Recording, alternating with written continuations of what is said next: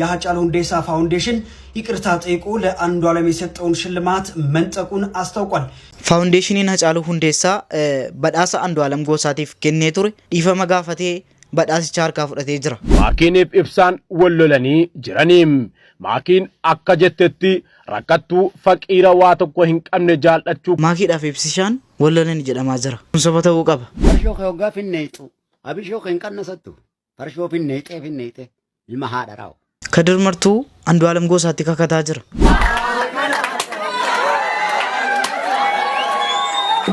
Gaafa abbaa manaa keessanitti heerumtan dubartoonni akkasitti ilaalaatti itti heerumaa. السلام عليكم ورحمة الله وبركاته. أشمار كفور يردفتو تاف كبجمتو تو أوروش شو أكمل نافترتو زرون زرينيا في أنا كمل سنين جدا هرس فيديو كفراتين سنين دي بيتن جرا أكمل بيك فيديو بار سو بشني سو كان التين فتا زنا جن سنين كبر دي في تنجرا غني كنا كم وري أبا منا وري كابدني ترى أكم مسين برا ها warri numo bareedaadha keenyammoo bareedaadha. Tiraaziin keenya fayyaadha isinii galee tiraaziin keenya fayyaadha. Al tokko gizee bakka jira miti gizee nu qorre tiraazii keenya hammannee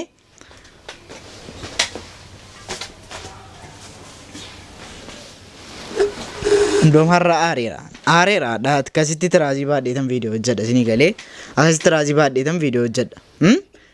Nu tiraazii keenya hammanna isinii galee akkami warra qabdan akkami jechuun qorra kana bareedduu dheedhan. Egaa akkasii meemee mala nuu mala meemee ganni kun akka tokko jabaateera. Guyyaas roobuu jalqabe amma roobni isin warri biyya ormaa jirtan badaan beektanu akkasii roobaara akka duriitti deebi'eera biyya keenya. Roobni ganni jabaateera mana keessaa ba'uun iyyuu akka tokko nama taateessa isinii galee kanaaf akka tokko jaba mala yoo beektan meemee mala qorraa beektu. Shaayidha kanaan jenne malee. Egaa haras viidiyoo kabaraatiin isin deebi'eetan jira. Warreen mugar chaanaalii kanatti haarawaa dhuftan dafaati chaanaala kana subscribe gochuudhaan maatii chaanaala kana ta'an isin jedha. Viidiyoo kana illee laayik gochuudhaan jalqabaan isin jedha. Laayikii 1254 akka namni tokko inni irraanfannee gara viidiyoo har'aatti yeroo seenu akkuma beekamu faawundeeshiniin Hacaaluu Hundeessaa eebbifamaan bara kana akka tokkoffaatti jechaadha. Artist Andu'aalam Goosaa badhaasa kenneefii ture jechaadha.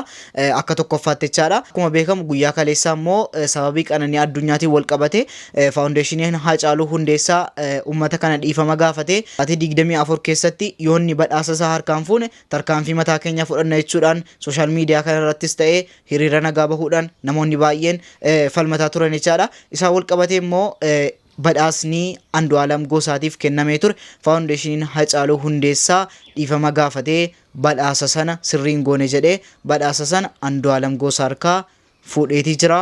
Hammas justice for qananiin itti fufee jira jechaadha. ሜ ቪዲዮ ወሊን ሆርዶፍ ሰበር ዜና አንዱዓለም ጎሳን አስመልክቶ ተሰምቷል። የሃጫሉ ሁንዴሳ ፋውንዴሽን ይቅርታ ጠይቆ ለአንዱዓለም የሰጠውን ሽልማት መንጠቁን አስታውቋል። ይህ ውሳኔ የህብረተሰቡ ድምጽ ያዳመጠና አዎንታዊ ምላሽ እየሰጠ መሆኑንም ብዙዎች ገልጸዋል። የሽልማቱ መነጠቅ ተከትሎ ለቀነኒ ፍትህ የማግኘት ጥያቄዎችም በዚህ ሰዓት በህብረተሰቡ ዘንድ ዳግም እያየሉ መጥተዋል። የመርማሪ አካላት ምርመራውንና ክሱን በድጋሚ እንዳዩትም በርካቶች ጥሪ እያቀረቡ ይገኛሉ። በተለይም በነፍስ ማጥፋት ወንጀል ብቻ ሳይሆን የቤት ውስጥ ጥቃትንም ጨምሮ ሁሉንም ገጽታዎች ማካተትም እንዳለበትም ተጠቁሟል። ለተጨማሪ አዳዲስ መረጃዎች የፕላስ ምልክቷ በመንካት ፎሎ በማድረግ ቤተሰቡ አኩማ ሰረት ደገሰን አንዱዓለም ጎሳ ረቲ ዱሊ ጉዳን በነሜት ጅራ ሰበቢ ሱራን ሱን ፖስት ጎደሜ ፍጀቻላ ኦዱን ኩን ሀማ በሄ ነሞኒ ቶኮሞ አከጀዳኖንቲ ሀቃጬፍ ኦሶ እይኑ አቀቀነኒ ነመ ዶክሴፍ በዳሰ ከኑን ሲሪ ሚቲ ጀቹዳን ቶር ሚዲያ ሳኒ ረት ኢብሳ ጅሮ ይቻዳ ኢሲኖ ከነረት ማልጀቱ ኤራቲ ቢየገላ አቺ አካውንቲ መታገሰኒ ንግድ ባንኪ ደሞዴ ጠሪ ባንኪ ፋራ ጀረከው መሬ አዋሽ አብሲና ምናምን ይምትላ ባንኪ አይደንቲቲ ንግድ ባንኪ በነቴ ሞባይል ባንኪንግ የረቲ በነታ አክቲቪ ጉደታ ሻ እቴሩፍታስ ድራማ ኮመሰሪ ቀባና እንፈታ እቴ ቢየገልቴ ደብሩ እንደስ አቻ አካውንቲ ከ በነታ ከማቲ ማቲ ረት ድራማ ዲበቶ ኮሽን ተመ ድራማ ዲበለም እንጋ በረቼ ኦብሬሰ ከቲ ደሞ መከላከያ ረከታኒ መከላከያ ረጋ ያዱ ቢያ ዮጅራ ጃጅራቱ ዮዱ ያዱ መከላከያ ረጋ wanti inni taa'ee waggaa meeqas nyaatuuf hin jiru dhagaa nyaatu. Wallaahi dhagaa nyaatu. Kanaafuu jennaan achi maal goota birrii kan kee achirratti walitti qabatta. Achirratti walitti qabatta. Jadi birrii argitu summaattuu dhala. Birriin kee galee reetti miti ati moobaayil baankingii qabda miti chee godhatta.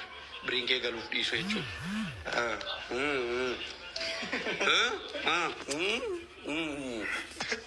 Kanaafuu jennaan akkasitti jireenya kee uuffatta.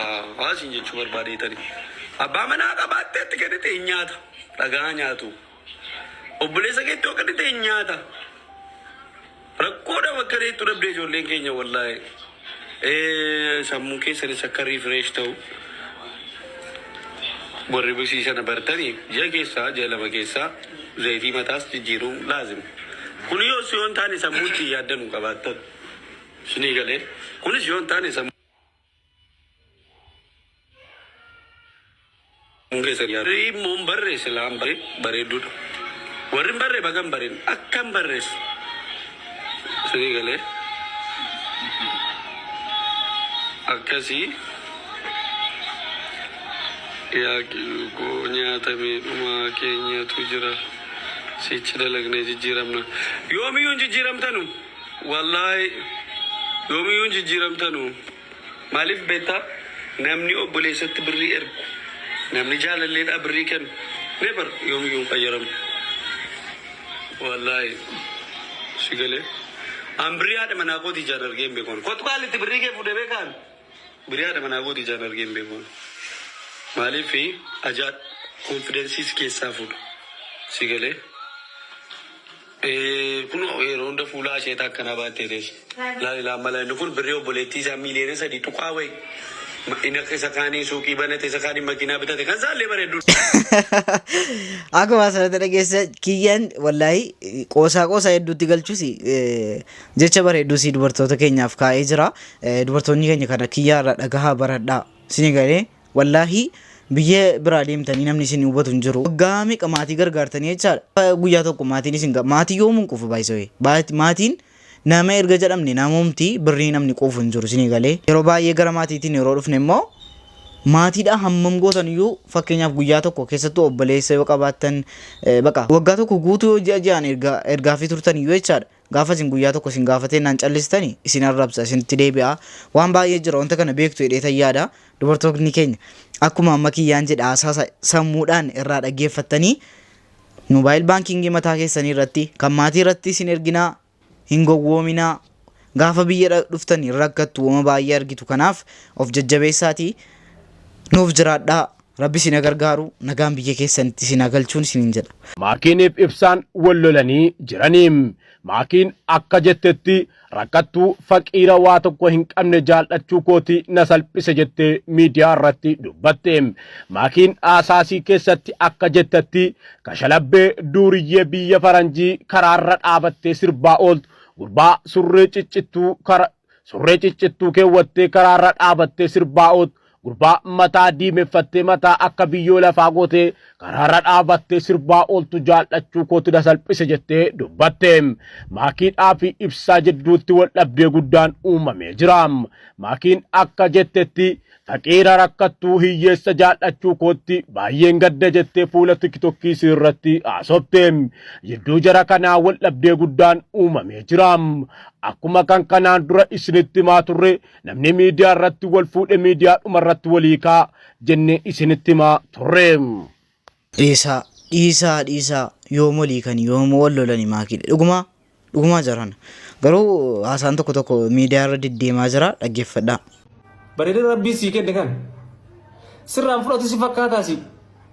Yoo har'a rabbiin godhee gabbahee ala kana gabbaatee atin nagaa hangaluu kan kee maaliif beekta? Yoo bora dagaan tokko si rabbe nama meeqa miira dhabaa jira akkuma dingataa gabbahee. Nama meeqa fuula dhabaa jira akkuma dingataa gabbahee. Kun zayitii irra jigee waan hin taane irra jigee.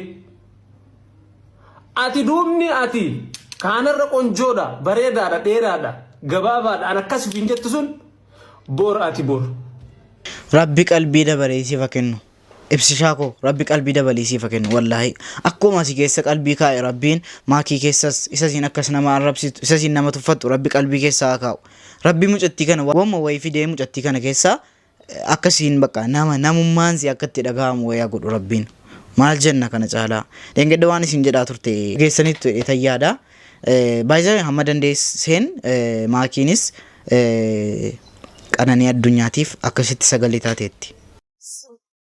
ባልልም ጨክኜ እንዳንተ እኔም ደንድኜ ባላደላድል አይጸናም ፍቅር ያለግስ akkasitti gaa ijoolleen baay'een qananii addunyaatiif sagalee ta'aa jiru haqa mucattii kana rabbi nuuf baasu miidhama keessa koo bara baay'ee dhoksee ni sirrataa yaadee ciniinnadhee obsee dirmammuu qaama koo haguugee kafanee borsirrata jedhee abdadhee amanee jiraachuuf yaaluyyuu miira koo dhidhimsee tasanaan milkoofne didee na liqimse egaa ukkaamsuu yaalanuu didee inni sarmu dhugaa dhiiga kootiif waaqayyo haa falmu. akkasitti gaa ijoolleen baay'eenis qananii addunyaatiif ammas dabalanii daddabalanii sagalee ta'aaruufi gaafa abbaa manaa fuutan akkas ilaaltanu malee akkam fuune.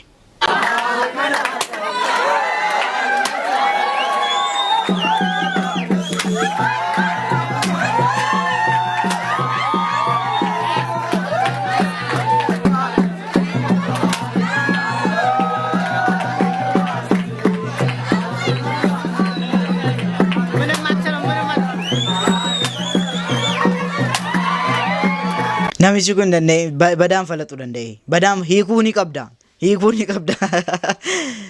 akkuma asirratti argitan qoraan falachiisanii mooyyee tumsiisanii ilaaluudha bakka isinii galee maaliif dubartootaan dhiira fuudhaaru yeroo kana dubartoota dhiira fuudhaaru waan ta'eef jechaadha akkasitti ilaaltan malee akkam fuune jechuun barbaade. Kadir martoo waa'ee qananii addunyaa irratti maal jedhaa jira? Farshoo kee hoggaa finneexu abishoo kee hin qannasattu farshoo finneexee ilma haadha raawu. halkan farshoo dhugaa bultaa jiran dhalaa meeqa naanneessita siin jira. Inumaa lafti sin fuutus jedhanii barba. Inumaa si malee walli isaan hin jiru jedhan. Halkan hoggaa gartee miciyyoo irra deemaa bultaa jiran. Ilma haadha raawu siin jeetiin jira. Buushit siin jeetiin jira. Ajjeeftee gaama maali? Nyaatee kaa maal argatte re tabiraa fuutami amma duru tabiraa tiksitti oowwiga meeshaan kana malee hin beeytu silaayi si finiinee jirama hanga maneedhaa jirtu kanaahu wanta taatee jirta ilma haadharaa